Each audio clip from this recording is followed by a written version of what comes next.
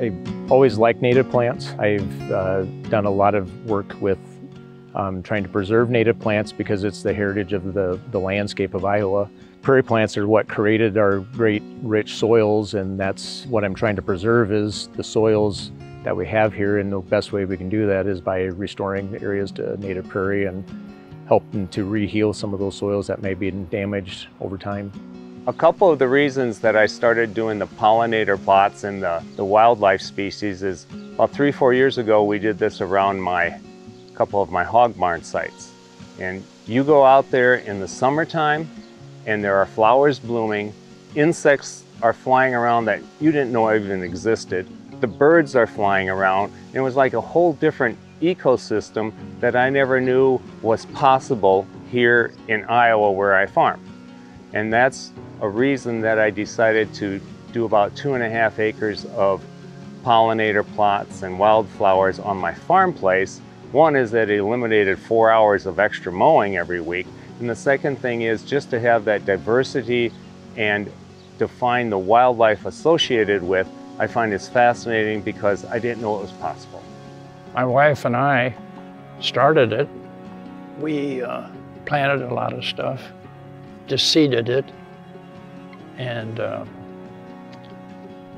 added to it annually, tried to maintain it, but not lose its wild ideal. We were doing this as an experiment 34 years ago, and it turned out very, very well, better than we had ever imagined.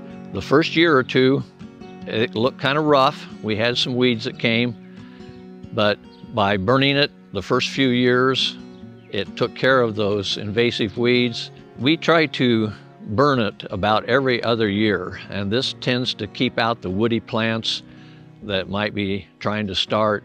It also sets back any weeds that might be in there, and then the natives pretty well take care of themselves. They reseed, and we actually have natives now on both sides of the road because the south side that we planted seeded the north side over the years. We've never sprayed the ditches other than once in a while if we get an invasive species in there of a few plants, we'll spray thistles and kill them. We'll spray small trees that might come and kill them, but we don't mow it. The county does mow down about 7 feet on each side of the road ditch to probably make visibility better in case an animal comes up out of the ditch or something, but we don't mow the ditches. Some of the benefits I think to not mowing is, for me, is seeing the diversity.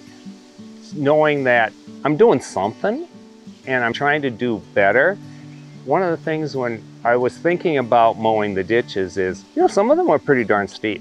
I think once you start doing this and go out in those pollinator plots or look at the diversity, it kind of becomes something you want to see more of and do more of.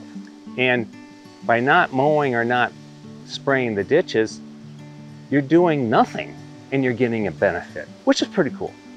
The cost of doing it, you know, once you've got the seed, that's really the majority of the expense. Getting out and mowing it is critical for the first couple of years. And then after that, it kind of just takes care of itself. You might have a weed or two that pops up. You might have to go in and manage that. But other than that, mowing or burning is really the extent of the long-term maintenance of it. So, and there's places I know that you can go and sometimes you get grants or you can get donations and things like that of prairie seed and to help get stuff established. At 55 miles an hour, the ditch just looks like grass. If you get out of your car, you go into the ditch, you see very different. We had wild roses blooming, we had a milkweed that was starting to bloom, we had different plants. The main thing I'm looking at now is the diversity in the ditches and such. And the farmers that mow, and I understand why they do it. You know, we have a Northern European tradition here that everything has to be perfect and look just great, but they end up with a lawn, and the lawn has no diversity. It just goes back, if you have more diversity, you'll have more animal life, insect life, and in a monoculture world that Iowa agriculture is, we have so very little of it. The feeling that you get of watching things grow, I was raised on a farm, and we raised corn, soybeans, cattle, hogs, chickens, but this is something altogether different, to have some natural growth and plant it so it will appear to be just like a wildlife would be. So we've got a couple different species of bumblebees that are here, honeybees. So all those pollinators are coming in.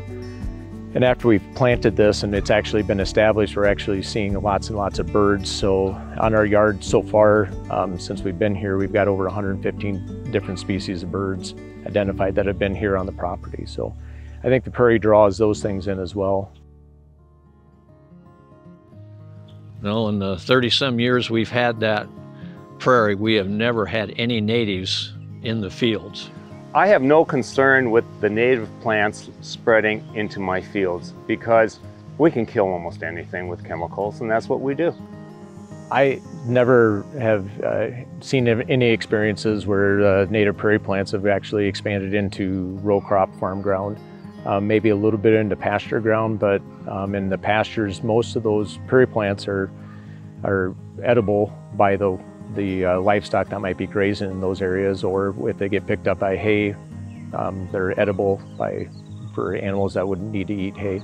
The only safety hazard that I can see is that when the flowers are blooming, it's very pretty to look at as you drive along there, and it might distract them that way, but other than that, there's nothing that those natives should do to cause any road issues with driving.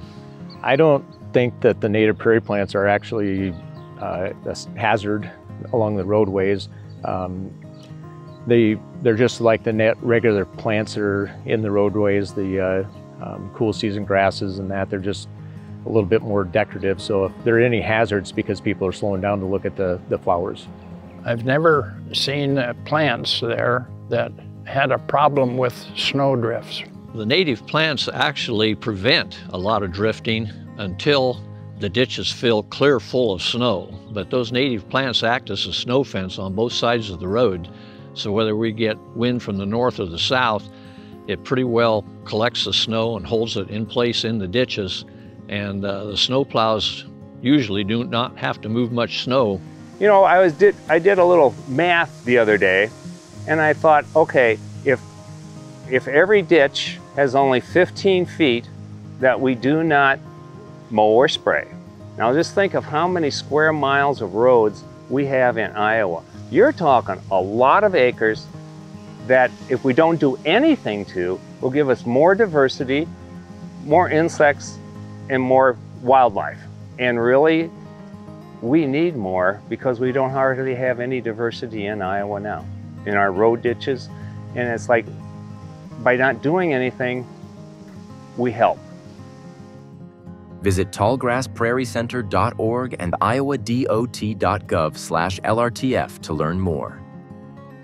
This video was funded by the Living Roadway Trust Fund.